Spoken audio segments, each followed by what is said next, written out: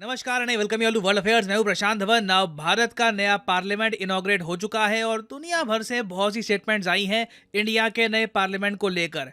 Surprisingly मैं खुद surprised हूं, मुझे इस स्टेटमेंट की उम्मीद थी नहीं, मगर चाइना ने एक बहुत ही अच्छी बात कही है भारत के नए पार्लियामेंट के बारे में। यहाँ पे आप देख पाओगे, इसको इंडियन मीडिया ने एक्सटेंसिवली कवर किया है कि China wishes for India's development are sincere. ये कह रहे हैं कि हम जेन्युइनली चाहते हैं कि इंडिया आगे डेवलप करे, और इंडिया ने अपने नए पार्लियामेंट से दुनिया को एक इम्पॉर्टेंट मैसेज सेंड किया है। ग्लोबल टाइम्स ने इस पर पूरा आर्टिकल पब्लिश किया है। अगेन, ये आर्टिकल किसी एक ऑथर ने नहीं पब्लिश किया, ग्लोबल टाइम्स की टीम ने पब्लिश किया है। तो आप ऑलमोस्ट कह सकते हो चाइनीज कम्युनिस्ट पार्टी का जो माउथ पीस है वो डायरेक्टली ये बात कह रहा है कि हम मॉरली इमोशनली इंडिया के डी कॉलोनाइजेशन के प्रोसेस को सपोर्ट करते हैं। नाउ एक इंटरेस्टिंग बात ये भी ऐड करने वाली है कि ये मीठे शब्द चाइना की तरफ से ऐसे टाइम में आ रहे हैं जब रिसेंटली चाइना के जो एम्बेसडर हैं टू इंडिया, उनकी तरफ से एक ये भी स्टेटमेंट आई कि इंडियंस के लिए चाइना ने 60,000 वीज़ास इशू किए हैं इस साल की शुरुआत से लेकर अब तक। ये कह रहे हैं कि जनवरी 2023 से लेकर अब तक 60,000 वीज़ास ये दे चुके हैं इंडियंस को, और ये आगे ये भी कह रहे हैं कि आगे हम और भी ज़्यादा वीज़ास इंडिया को देंगे। यहाँ पे साफ साफ ये कह रहे हैं कि आओ चाइना में बिजनेस करो, पढ़ो, टूरिज्म यहाँ पर कर सकते हो, काम कर सकते हो, फैमिली रियूनियन हो सकता है। लिटरली इन्होंने यहाँ पर कहा है वेलकम टू चाइना। इतने वीज़ास चाइना ने, एशिया में आप अगर देखो नंबर्स के हिसाब से बहुत ही कम कंट्रीज़ को इशू किए हैं।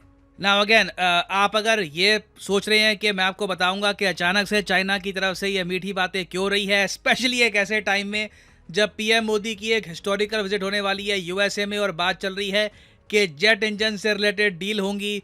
उसके अलावा एक ये भी बहुत ही ज़रा बड़ा रूमर है कि इंडिया या तो नेटो प्लस को ज्वाइन कर सकता है या फिर इस पर बात थोड़ी सी आगे बढ़ सकती है। बाइडन ये बात कहीं ना कहीं रेज कर सकते हैं, इस पर भी पॉसिबिलिटी बन रही है। तो अचानक से चाइना इतना ज़रा स्वीट हो रहा है तो डेफिनेटली कुछ आईब्रोज रेज होते हैं। एक थोड़ा अजीब सा लगता है कि सडनली इनके यहाँ ये टोन में चेंज कैसे आ गया। खैर, यहाँ पे आप देख पाओगे चाइना का सरकारी मीडिया ये यहाँ पर कह रहा है कि प्राइम मिनिस्टर मोदी ने इनॉग्रेट किया है देश का, इंडिया का नया पार्लियामेंट बिल्डिंग। आगे ये कहते हैं कि जो ओल्ड पार्लियामेंट बिल्डिंग थी ये ब्रिटिश कॉलोनियल एरा की थी। ना यहाँ पे मैं आपको बता रहा हूँ कि चाइनीज़ लोग कैसे हमको देखते थे कि डेमोक्रेसी तो है इनकी, मगर जो इनकी डेमोक्रेसी का मंदिर है, इनका पार्लियामेंट, वही एक ब्रिटिश कॉलोनियल एरा की विरासत है, उसी को यूज़ कर रहे हैं। खुद का ये पार्लियामेंट तक नहीं बना पाए, तो अब फाइनली इंडिया ने जो खुद का पार्लियामेंट बनाया है ना, इससे दुनिया में, इवन आप चाइना में देख लो, ये लोग खुद इस बात को एक्नॉलेज कर रहे हैं कि इंडिया ने जो नया पार्लियामेंट बनाया है इससे इंडिया ने एक मैसेज सेंड किया है कि ये सनराइज है of A self reliant India. और इन डिटेल इन्होंने इंडिया के नए पार्लियामेंट की प्रशंसा करी है। ये कहा है कि $120 मिलियन की टोटल कॉस्ट में बना है ये पूरा पार्लियामेंट। इसमें बहुत सारे जो इंडिया के सिंबल्स हैं उनको हाईलाइट किया गया है। और आगे ग्लोबल टाइम्स ये तक कह देता है कि इंडिया की जो करंट गवर्नमेंट है इन्होंने डिवोट कर दिया है अपने आप को to present a image of rising India that engages in decolonization and emphasizes in independent confidence। इस आर्टिकल में ना ये बात चाइना को बहुत ही अच्छी लगी कि ब्रिटेन का इन्फ्लुएंस, ब्रिटेन की जो आप कह लीजिए कॉलोनियल हिस्ट्री है इंडिया पर, इंडिया इससे उभर रहा है और एक खुद की इमेज प्रेजेंट कर रहा है दुनिया के सामने एज एन इंडिपेंडेंट कंट्री। और सबसे ज़्यादा फैसिनेटिंग बात मुझे ये लगी कि इन्होंने कितने डिटेल से इंडिया को स्टडी किया है। मैं मानता हूँ जो कंट्रीज़ आगे निकलते हैं ना, वो अपने आसपास के कंट्रीज़ को, दुनिया को स्टडी करते हैं। आप ऐसे नहीं जी सकते कि हमें क्या, दुनिया में क्या हो रहा है। इतने ग्लोबलाइज वर्ल्ड में ऐसी सोच के साथ आप आगे नहीं निकल सकते। आपको अपने आसपास के कंट्रीज़ पे, दुनिया पे फोकस करना होगा। You must know about this. और आप नोटिस करो, ग्लोबल टाइम्स ने अपने आर्टिकल में स्पेसिफिकली मेंशन किया है कि 1968 में इंडियन गवर्नमेंट ने जो स्टैचू है किंग जॉर्ज द फिफ्थ का, ये इंडिया गेट से हटा दिया था। और फिर मोस्ट रिसेंटली, जैसे आपको पता है, मोदी गवर्नमेंट ने ऑल टुगेदर इंडिया गेट में जो राजपथ नाम है इसको ही चेंज कर दिया। अब इंडिया इसको कहता है कर्तव्य पथ। और ये कब किया गया था on the day of queen Elizabeth the second death. ये बहुत ही जरा सिंबॉलिक था। चाइना ने ये बात नोटिस करी है और ये आगे कहते हैं कि इंडिया का जो डीकोलोनाइजेशन प्रोसेस है इसमें चाहे 50 साल लग गए हो, हाफ अ सेंचुरी लग गई हो, मगर ये धीरे धीरे आगे बढ़ रहा है। नाउ पर्सनली यहाँ तक तो ठीक था, मगर आगे जाकर चाइना ने घूम फिर के वही अपनी बात कही है जिस चीज़ को लेकर सबसे ज़्यादा डर है चाइना के मन में।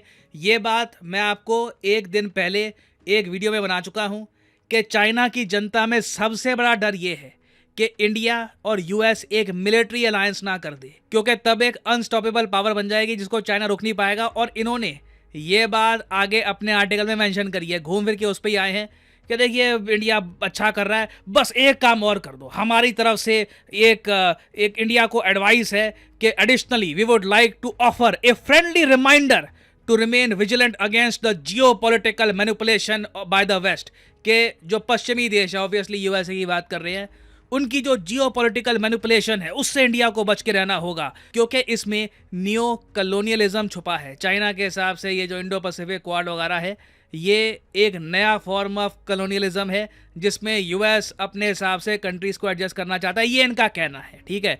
The reality has become quite prominent, ये इन लोगों का कहना है। तो ये बात घूम फिर के इन्होंने बोली है कि जी बहुत अच्छा कर रहा है इंडिया, बढ़िया कर रहा है, बस यूएस से दूर रहो और कोई दिक्कत नहीं है, बस यूएस से दूर रहो, हमें और कोई प्रॉब्लम नहीं है। और आगे आप देखोगे लिटरली चाइना ने खुल के बात बोली दी है, now the West particularly the US, ठीक है, पश्चिम उसमें भी पर्टिकुलरली यूएस अटेम्प्ट कर रहा है एक डिवाइड और रूल की पॉलिसी को। नाउ मैं देखो आपको एक बात क्लियरली बता दूं, यहाँ पे इन्होंने खूब लिखा है कि ड्रैगन एलिफेंट की राइवलरी चाहते हैं। ड्रैगन ऑफ कोर्स चाइना खुद को कह रहा है, एलिफेंट इंडिया को कह रहा है, और ये कह रहे हैं कि साइकोलॉजिकली मैनिपुलेट कर रहे हैं इंडिया चाइना को कि हम एक दूसरे के खिलाफ खड़े हो जाएं।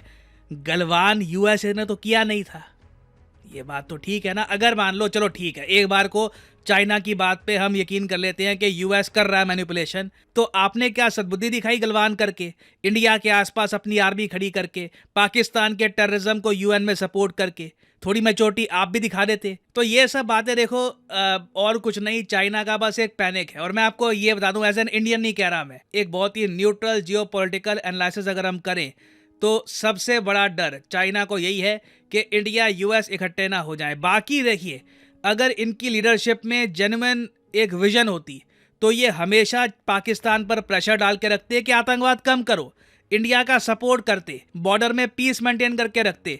ये खुद कहते हैं कि हम लोग भी इंडिया की जो मैन्युफैक्चरिंग प्रोसेस है इसमें हाथ देंगे। और बिल्कुल इंडिया चाइना अगर इकट्ठे खड़े होते, एक अपने आप में ह्यूमंगस फोर्स होती, ये यूएसए का सबसे बड़ा नाइटमेयर होता, सबसे बड़ा उनके लिए बुरा सपना होता कि इंडिया चाइना के रिलेशन स्ट्रांग हो चुके हैं और चाइना को इस बात की अब कोई चिंता नहीं है कि इंडिया के साथ कल को मिलिट्री कुछ एंगेजमेंट हो सकती है जब ये ताइवान पे अटैक करेंगे। बट चाइना ने एक बहुत ही अलग रास्ता चुना है जिसके कॉन्सिक्वेंसेस इनको भुगतने होंगे। गलत कंट्री में इन्होंने इन्वेस्ट किया पाकिस्तान पे और इंडिया के साथ रिलेशंस खराब किए, तो eventually the problems will come. But हाँ, मैं ये कहूँगा कि एटलीस्ट चाइना के सरकारी मीडिया, इनके डिप्लोमेट्स की तरफ से ना एक ज़्यादा स्वीटर टोन में अब ये बात कर रहे हैं ना। ये कब तक चलेगा मुझे पता नहीं। पॉसिबिलिटी है ये भी है कि जब मोदी जी यूएस जा रहे हैं उससे पहले चाइना कुछ संकेत दे रहा हो कि ज़्यादा हाथ मत बढ़ा देना, एशिया बहुत बड़ा है, हम दोनों एशिया में रह सकते हैं, पीसफुल कोएग्जिस्टेंस हो जाएगा। बट जहाँ तक मैं देख पा रहा हूँ, India has made up its mind. China बड़े जियोपॉलिटिकल ब्लंडर कर चुका है और they have to face the consequences for that. और आने वाले समय में भी आप देखोगे, एटलीस्ट आने वाले एक हफ्ते में ना, जहाँ तक मैं एंटिसिपेट कर रहा हूँ, चाइना की तरफ से काफ़ी पॉजिटिव स्टेटमेंट्स आ सकती हैं। तो जो भी कुछ डेवलपमेंट्स होगी उस पर इन द फ्यूचर मैं अपडेटेड वीडियोस आपके लिए लाता रहूँगा, because you should know about China, you should know about India's neighbourhood. आपको दुनिया के बारे में पता होना चाहिए। इट इज़ गुड, क्योंकि इन दी एंड आप देश के वोटर्स हैं, आप देश की एक यंग पॉपुलेशन है, आप नॉलेजेबल रहेंगे, इन दी एंड इससे इंडिया को ही फ़ायदा होगा। और फाइनली यहाँ पर मैं ये भी ऐड कर दूं कि अनअकैडमी के डिस्काउंट एक्सटेंड हो चुके हैं with larger discount. Last time आपको याद होगा ये जो डिस्काउंट है ये 10% का होता था, तो अभी 50% का डिस्काउंट आपको मिल रहा है ऑन वेरियस कोर्सेज। तो फॉर एग्जांपल लेट्स से आप प्रिपेयर करना चाहते हैं यूपीएससी एग्जाम के लिए, तो कमेंट सेक्शन में जाओ, पिन कमेंट में यहाँ पे आपको मिलेगा लिंक यूपीएससी सब्सक्रिप्शन का, यहाँ पे करिए क्लिक और यहाँ पे आप अनअकैडमी का यूपीएससी कोर्स परचेज कर पाएंगे with a very heavy 50% discount. तो जो प्राइसेस यहाँ पर लिखे हैं never pay these prices, use करिए code PD10 and you will be able to save a lot of money. So use the code PD10 and save money. इसी note के साथ ये है वीडियो का, और जैसे मैं हमेशा कहता हूं, मे the gods watch over you.